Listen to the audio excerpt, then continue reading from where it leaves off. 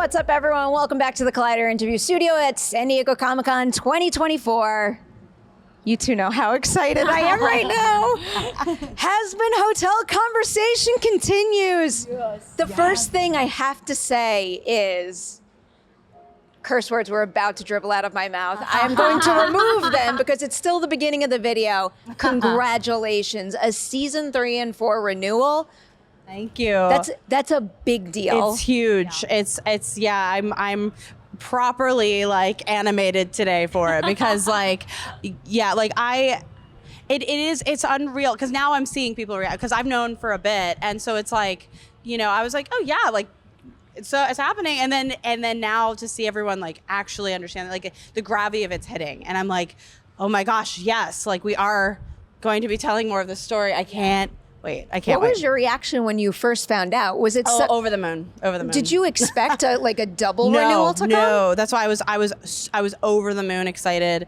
I was like, oh my, like it just as a creator in animation, like it's so precious to even get one season. Yeah. So it's unreal and an honor to get this many and to have Amazon have the faith in the show to go ahead because season 2 hasn't even come out yet, so a lot of it's based on like the response to season 1 and how season 2 is shaping up, and so I'm so proud and I'm determined to keep making the show as good as it can be because yes, I have all the faith in the world. Thank you. Probably no surprise. I've got a lot of obnoxious season 2 questions, like things I need to follow up on from a previous conversation. It's like we know what's been cleared. I did want to start with one thing that felt very safe though, because one of my favorite things about the two of you and the rest of the team working on this is just how in sync everyone seems. It seems to me like you found the perfect creative partner. So looking back, can you each tell me the first thing you saw in the other that signaled to you, this is the ideal collaborator for me? I forgot this question. Oh, that's a good one. This is fun. Okay.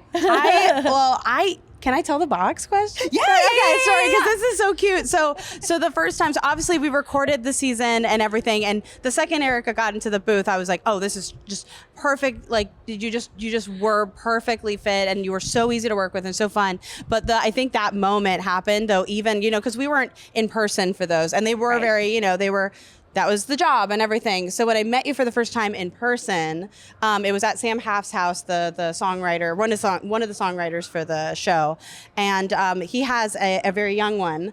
And the young one had a big box that he was playing in. And he like invited you to come into one of the first things you did was like, and you were dressed really nice. You had this like lovely dress on because I think you were coming back from like a fancy event. Some of it. And you were like, and like you just immediately crawled into the box. With this like 2-year-old child I just met. And I was like, this is such an amazing person to be collaborating with right now. It was just such a great energy and such a great like first impression. Like I love it. That's such a nice memory. It was like our first time meeting in person. It was really and special. It said so much about you. I was like, you are such a delightful human being. Like I will crawl into a box with your children.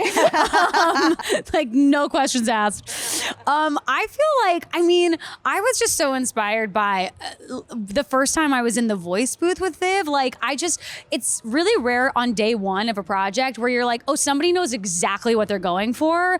And like, they know how to effectively ask for what they want and how to be communicative and clear. But I was so inspired because we're like kind of the same age, but Viv is a badass female, like in this very male-dominated field, and I had just never seen. I have never seen like a young woman being like at the top that everybody was responding to with like, yes, absolutely, hear you, let's make that happen. And she did it with such like kindness and clarity. I just thought, oh wow, this is a person that I not only want to work for, but I learned just from watching how you walk through this world as a female creator. I think it's like totally inspiring, and I think young female animators are probably feeling the same way. Thank you. That's really it's incredible. Sweet. It's Those so cool. Such nice answers. Yeah. Now I'm gonna follow that up with that question. That's why it's like, oh, it's cool. It's an important question to ask always on any project. Now let's get into the stuff that you might be able to answer, you might not. Viv, last time we spoke, you told me that there's no proposed like goal, target release date. I feel like that was 2 months ago at this point. Has much changed on that front? No. There we go. Animation takes time. I respect that. I want the time to go in to make it as best as it could possibly be. So take all the time you. Yeah, I mean, not too much time, but you know what I mean. My attitude is always like kind of like the first season. It's like I know it's worth the wait. So it's a great It's a great season. I felt like I was more comfortable telling you take all the time you need last time we spoke because I hadn't binged Helluva Boss yet, and now I did. So now I'm like, hurry up. Well, what do I binge next? Now what I do? Rewatching is still great. So the other thing you had told me was the production process this time around was more of a challenge because you were upping things. What exactly does upping things mean? Oh, it's a safe one. Tell him. Well, like honestly, it's just the magnitude of this season. Like we really, we wanted it to kind of go bigger, and so I think this season it has a lot more action, and it has like some really, just like some really cool, unique challenges, and some songs that are just such fun, diverse genres that are like a little bit more visually. Like we were like, let's take this on. Yeah. And so I feel like it feels like just so like big and grand because also we knew everybody better. Me and Sam and Andrew like have a well-oiled machine in terms of how we work together. So it just, I don't know, I can't hype it up more than just it's going to be bigger and grander, and there is a lot more action, which I personally, I like action. So. I'm psyched for that. Erika, I'll throw the same question your way. Can you give me an example of something you do in season 2 that had you upping your game as a voice actor? Ooh. I mean, I think there was a song that Sam and Andrew wrote for me that is very different because it's like a really fun, sexy song between Charlie and Baggy. And like, we haven't really seen Charlie live in like the total pop world yet. And I think I'm allowed to say season 2 has more songs. I think so. No? Celia? No? Cut that. Season 2 has a song. I think actually someone did say we could say that. But Anyway. But there is a song and like a scene into a song that just like lives in a different stylistic place than Erika do, or that Charlie has in season 1. So that was fun to tap into. I had to kind of channel like my best. I feel like I like listened to some Shakira like leading up to it. Yeah, there was like the musical influence of that was different. So that was super fun. I feel like that was maybe the most stylistically different I've done. The fun of doing so much music and so much music with all the characters is like the challenge of like, how can we make this more fun and different? Yeah. And I definitely think season 2 steps up to that for sure. Now, having seen and been obsessed with Hazbin for so long, and having seen Helluva Boss too, the possibilities, they're like truly endless. Like there is no end to your creative brain, and it makes me so happy. Erika, I have another question for you. I want to ask about Lilith, because I'm assuming Lilith is going to be a bigger part of the story. I wanted to think about a semi-safe way to get at this. Mm-hmm. At the end of season 1, what do you think Charlie wants to see most in her mother, whether she winds up getting it or not?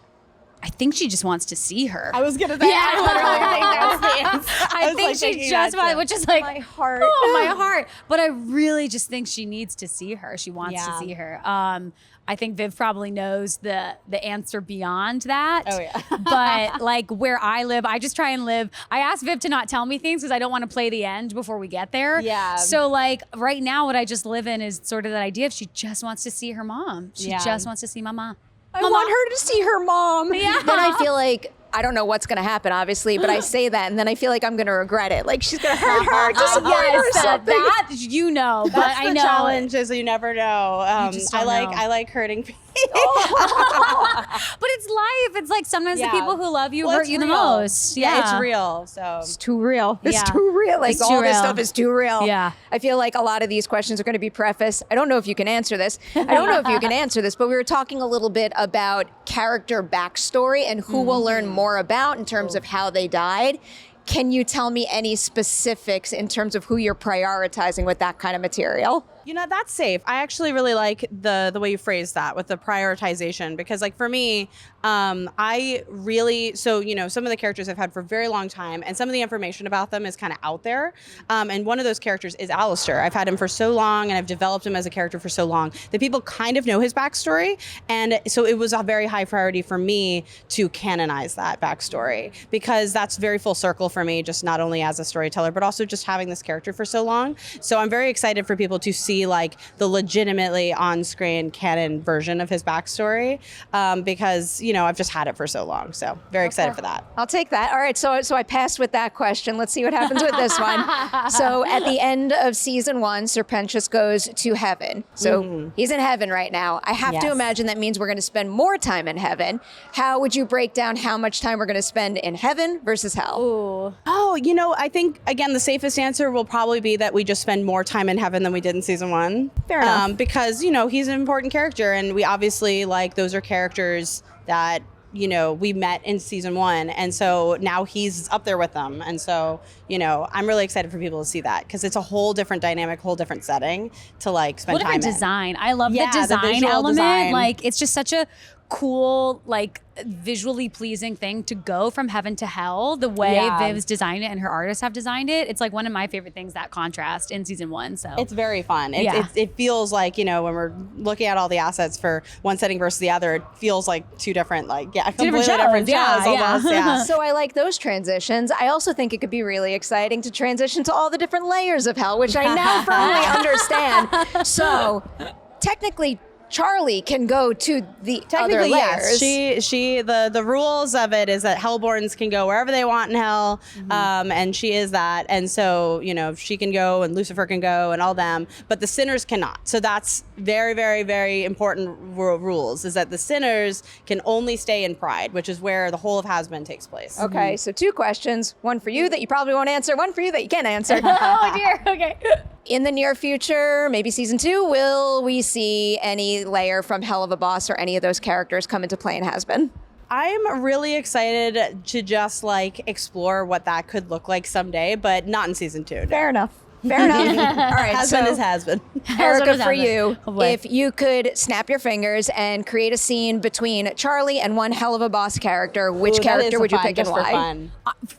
And it's just because I think she's my favorite, Luna. Oh, that would be fun. I don't That'd actually be know what we would interesting. talk about, but like Luna, I just want to be in a scene That would just with be Luna. a fun interaction, because Yeah, the that's right. personalities are kind of polar opposite. They're exactly. That's why So I'm like, that's it's not really who I think fun. she would get along with the best. I just think it would be fascinating to see. I mean, to be fair, I feel like the 2 of them would just have a good time. Right.